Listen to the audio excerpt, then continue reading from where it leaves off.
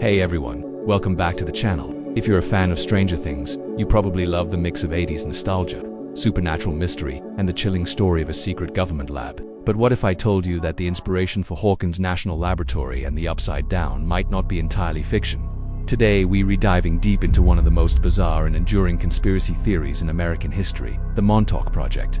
Was it a real top-secret government experiment, or just a wild story that spiraled out of control? Let's find out. Our story begins at the easternmost tip of Long Island, New York, at a place called Camp Hero. This former U.S. Air Force base is home to a massive, imposing radar tower, the AN FPS-35, officially. The base was decommissioned in the early 1980s and turned into a state park, but according to legend, that's when the really strange stuff began. The story goes that the facility didn't shut down. Instead, it went deeper underground, becoming the site for a series of highly unethical and reality-bending experiments collectively known as the Montauk Project. So where did these incredible claims come from? The narrative was primarily popularized in the early 1990s by a man named Preston Nichols. Nichols published a book called The Montauk Project: Experiments in Time, where he claimed to have recovered repressed memories of working at the secret base. According to him, the project was a continuation of another infamous and equally dubious experiment from the 1940s, the Philadelphia experiment. You might have heard of it, the one where the Navy supposedly made a destroyer, the USS Eldridge, invisible and accidentally teleported it through time. Nichols alleged that the surviving scientists and technology from the Philadelphia experiment were moved to Montauk, their new goal, to go far beyond simple invisibility. They were supposedly trying to master psychological warfare. We're talking mind control, remote viewing, and even time travel. The centerpiece of this operation was something called the Montauk chair. This device, powered by the giant radar tower, was designed to amplify a psychic's mental abilities. A test subject would sit in the chair, and the powerful electromagnetic fields would allow them to manifest their thoughts into physical reality. This is where it gets really wild, and you'll start to see the parallels with Stranger Things. The story goes that one of the primary psychics, a man named Duncan Cameron, was instructed to focus on a specific time, but as he did, his subconscious mind supposedly went haywire. He allegedly manifested a terrifying, monstrous creature from his own ideas' deep, primal subconscious. Sound familiar? A monster from another dimension brought into our world by a psychic experiment gone wrong. It's almost a perfect blueprint for 11 opening the gate to the Upside Down and unleashing the Demogorgon. According to Nichols' account, this beast from the ID went on a rampage through the underground base. It destroyed equipment, caused chaos, and couldn't be controlled. The panic-stricken scientists realized they had gone too far. The only way to stop the creature was to shut everything down. So, they supposedly cut the power, destroyed the equipment, and dismantled the project for good.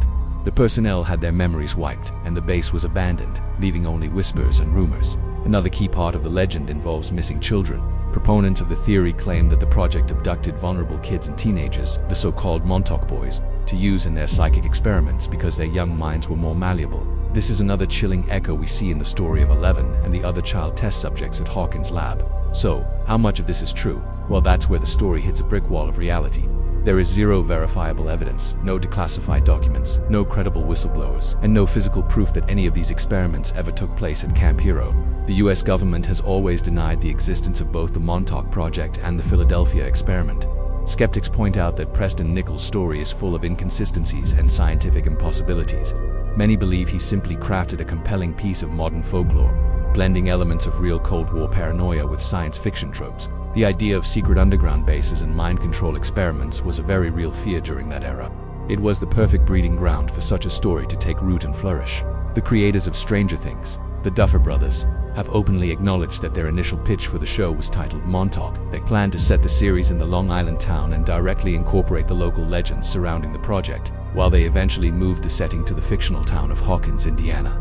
For practical and creative reasons, the DNA of the Montauk conspiracy is woven into the very fabric of their show. From the secret lab hidden in plain sight, to the psychic child, the portal to another dimension, and the monster born from a mind, it's all there. The Montauk Project represents a fascinating intersection of history, folklore, and pop culture. It's a story that captures our collective imagination and our anxieties about unchecked government power and the unknown frontiers of science.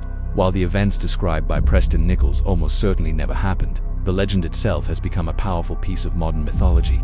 It's a testament to how a good story, especially one that taps into our deepest fears and curiosities, can take on a life of its own. It blurs the line between fact and fiction, making us wonder, just for a second, what secrets might be hidden right beneath our feet. The real magic, then, isn't in whether the Montauk Project was real, but in how it inspired one of the most beloved shows of our time.